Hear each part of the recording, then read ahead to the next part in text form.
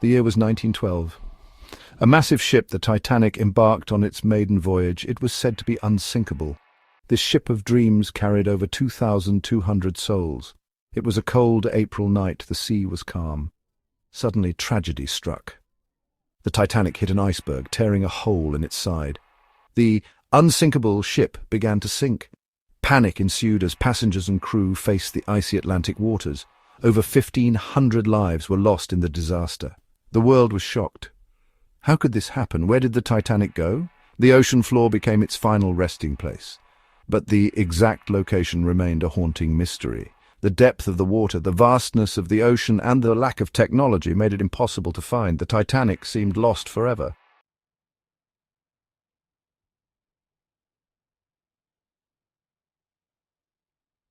The world mourned the loss of the Titanic. The tragedy gripped the public imagination. Stories of heroism and loss emerged from the icy depths. People yearned to know more, to understand what happened on that fateful night. The mystery of the Titanic's location only fueled their curiosity. The world waited for answers. Years passed, but the Titanic wasn't forgotten. The unsinkable ship became a legend. It represented both the height of human ambition and the fragility of life. The desire to find the Titanic intensified. It became a challenge for explorers and scientists. Could they overcome the technological hurdles? Could they solve the mystery of the Titanic's final resting place?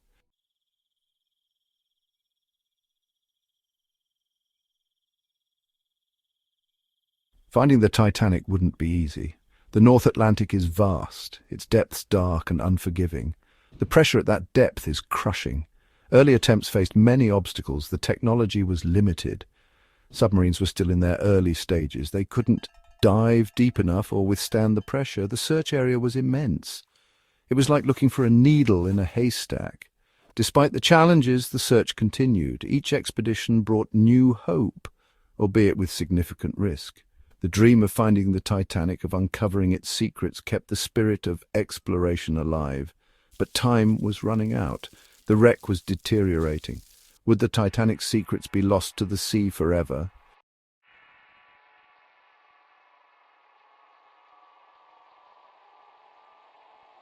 The North Atlantic Ocean, vast and unforgiving, held the Titanic in its cold embrace. Imagine the depths. A place where sunlight dares not penetrate, a world of eternal darkness where the weight of the water above is a force beyond comprehension, every square inch subjected to thousands of pounds of pressure. This is the environment that swallowed the Titanic whole, a realm hostile to any who dared to intrude. The pressure at that depth is a monstrous thing. It could crush a submarine like a tin can. Early submersibles, primitive by today's standards, were simply not equipped to handle such extreme conditions. Their hulls, prone to leaks and structural failures, made them death traps as much as exploration vessels. The risk was enormous, a constant reminder of the ocean's unforgiving nature.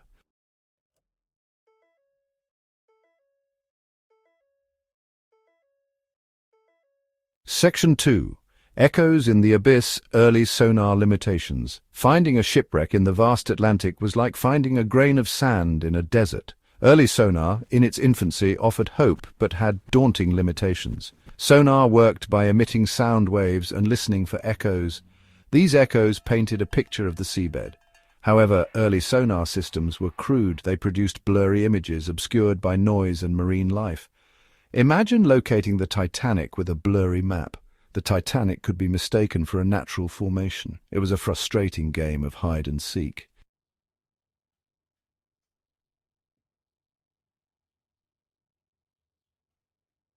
Section 3. The Currents of Time, Shifting Sands and Secrets. Time was an enemy in the search for the Titanic. The ocean floor is dynamic, sculpted by powerful currents. These currents could have buried the Titanic under sediment or moved it miles away. The ocean seemed to conspire to keep the Titanic's location a secret. Each year added another layer of uncertainty. The Titanic, once a symbol of ambition, was now a ghost, lost in a watery labyrinth. The ocean was determined to keep its secrets.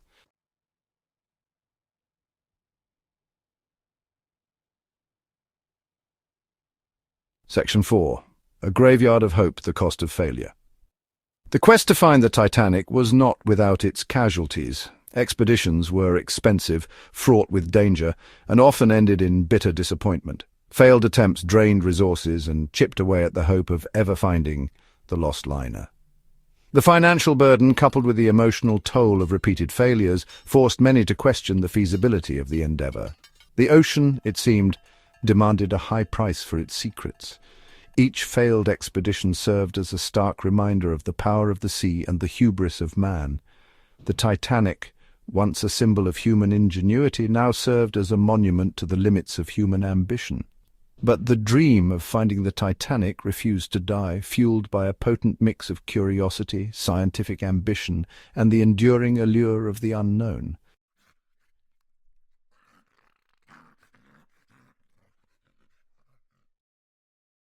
A new era of exploration was dawning, the evolution of sonar. As the years passed, the dream of finding the Titanic remained, but the tools of exploration were changing. Scientists and engineers made strides in sonar technology. Remember those blurry, indistinct images from the early days? Those were becoming a thing of the past. New, more sophisticated sonar systems emerged. These were capable of producing higher resolution images. Finally, a clearer picture of the ocean floor was within reach. Side-scan sonar, a revolutionary development, emerged as a game-changer. Unlike traditional sonar, which sent sound waves straight down, side-scan sonar emitted a fan-shaped pulse, sweeping across a larger area. This technology allowed researchers to create detailed maps of the seabed, revealing its contours and anomalies with unprecedented clarity. The Titanic, once lost in a sea of blurry echoes, was now a distinct possibility, a whisper turning into a shout.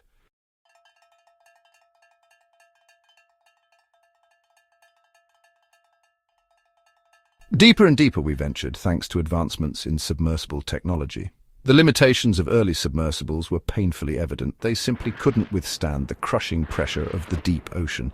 But the quest for knowledge and the allure of the Titanic spurred innovation.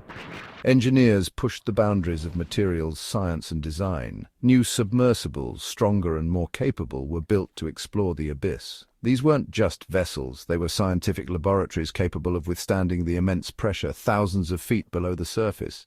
They were equipped with powerful lights, cutting-edge cameras, and robotic arms, allowing humans to interact with the deep sea like never before. These advancements, driven by the desire to solve the mysteries of the deep, brought the dream of finding the Titanic tantalizingly closer.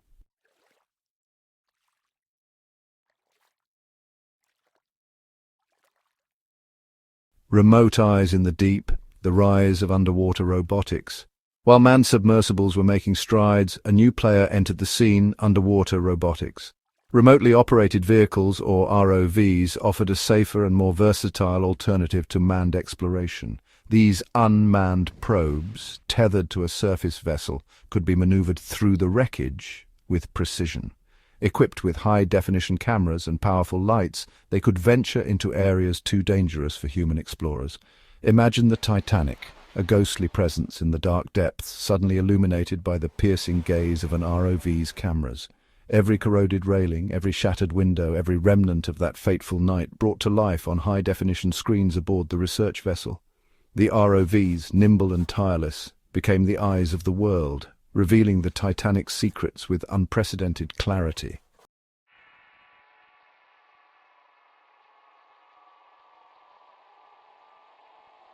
The year is 1985. A new name entered the story of the Titanic: Robert Ballard. A dedicated oceanographer and explorer, Ballard had a dream.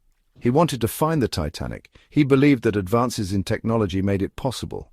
But he needed support, funding, and cutting-edge equipment. This was no small task. The search for the Titanic had consumed fortunes and broken hearts. Ballard approached the US Navy with a proposition. He argued that the technology needed to find the Titanic could also be used to locate lost submarines. The Navy, intrigued by the potential military applications, agreed to fund Ballard's expedition. It was a pivotal moment. The quest for the Titanic was about to take a dramatic turn.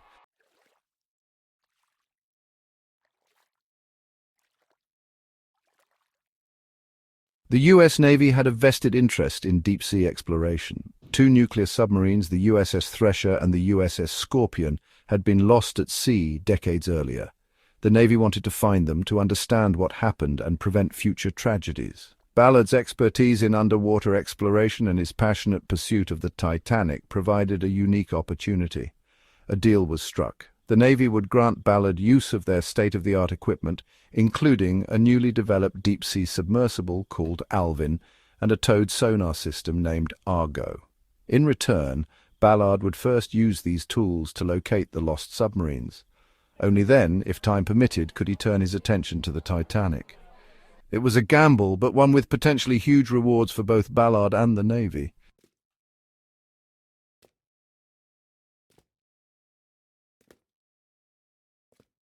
Argo wasn't your typical sonar system. Imagine towing a sophisticated underwater camera behind a ship, moving across the ocean floor like a slow, methodical searchlight. That was Argo, equipped with side-scanning sonar that could see in the pitch-black depths. It captured crystal-clear images of the seabed, miles below the surface. This was revolutionary. Gone were the blurry images of old.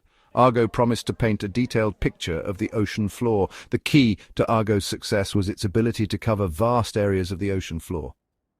Unlike traditional sonar, which could only see what was directly beneath it, Argo's side-scanning sonar swept a wide path, dramatically increasing the chances of finding the Titanic. It was like searching for a lost key in a dark room, but instead of a small flashlight, you now had a powerful searchlight at your disposal.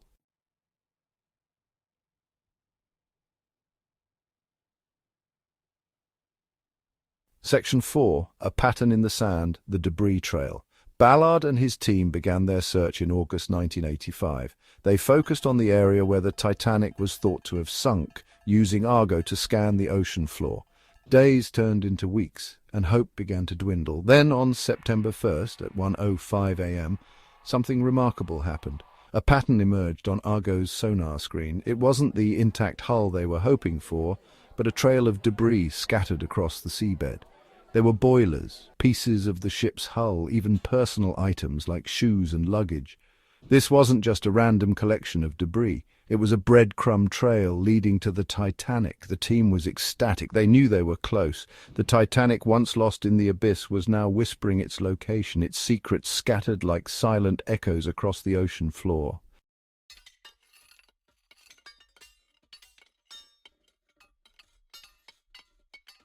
Section 5.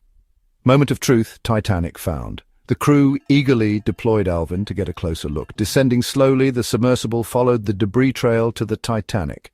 On September 1st, 1985, the unimaginable came into view. There, bathed in Alvin's lights, lay a massive, broken hull. The Titanic had been found. The news sent shockwaves around the world. The unsinkable ship, lost for over 70 years, had been found. This was an emotional reunion with history. The world held its breath as images of the wreck flashed across screens. The Titanic, once lost, was now found, its secrets waiting to be uncovered.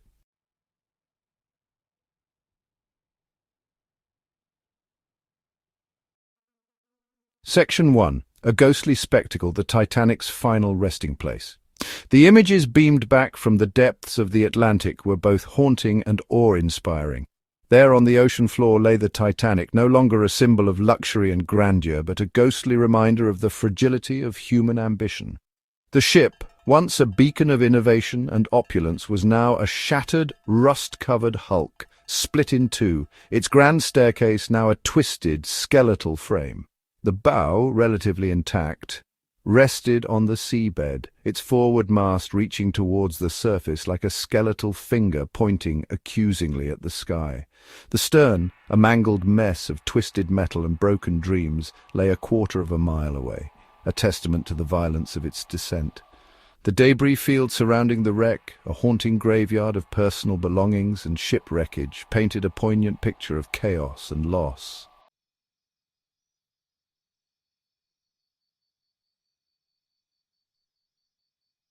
Section 2, Frozen in Time, examining the wreckage. Alvin, the intrepid little submersible, became the world's window into the Titanic's watery tomb. It navigated cautiously through the wreckage, its powerful lights illuminating the ghostly scene. The cameras captured every detail, the ship's massive boilers, now home to strange deep-sea creatures. The elegant china place settings, a poignant reminder of a meal interrupted. a grand piano, its keys silent, forever frozen in time. The ship's interior, once a place of warmth and luxury, was now a chilling spectacle of decay. Sea water had seeped into every nook and cranny, corroding metal, warping wood, and creating an eerie, otherworldly atmosphere. But even in this state of decay, the Titanic's former glory was evident. The intricate carvings, the ornate fixtures, the remnants of grandeur, all whispered tales of a bygone era.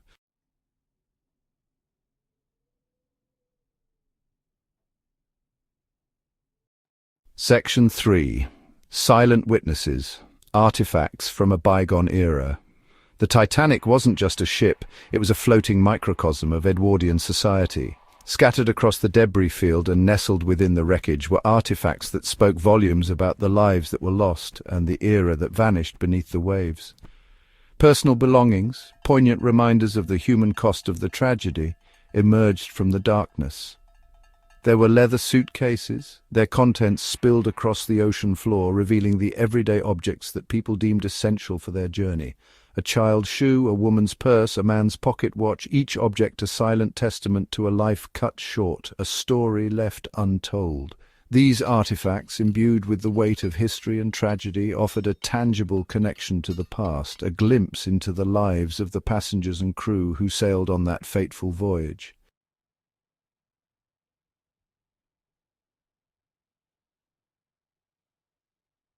Section 4. The ocean's embrace, a delicate balance. The discovery of the Titanic was a momentous occasion, but it also raised a complex ethical dilemma.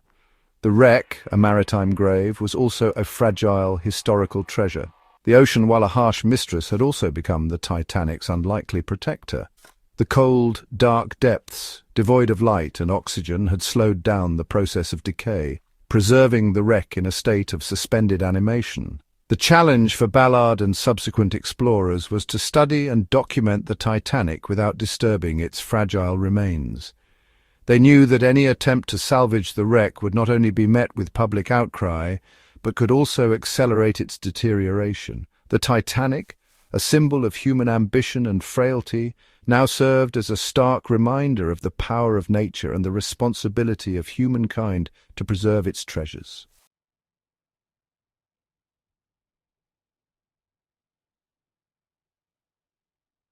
Section 1. A legacy reclaimed, the Titanic's enduring grip on history. Finding the Titanic wasn't just about solving a mystery, it was about reclaiming a lost piece of history. This wasn't just a shipwreck, it was a time capsule, a snapshot of a bygone era. The images of the wreck, ghostly and grand, resonated around the world. The Titanic, once lost in the depths, was now back in the public consciousness, more powerful than ever. The discovery reignited interest in the Titanic's story. People wanted to know more about the ship, the passengers, the crew, the events leading up to that fateful night. Books, documentaries and movies explored every facet of the tragedy. The Titanic became a symbol not just of disaster but of human ambition, courage and frailty. The discovery of the wreck ensured that the stories of those who sailed on her would never be forgotten.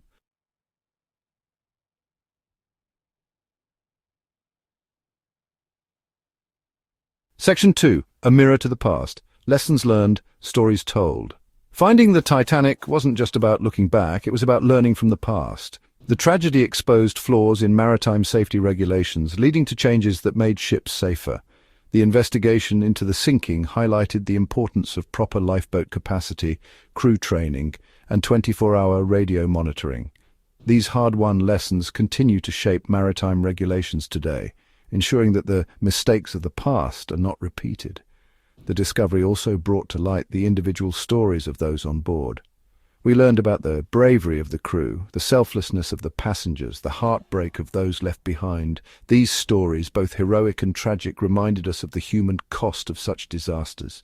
The Titanic's legacy became interwoven with our own, a reminder of the preciousness of life and the importance of cherishing every moment.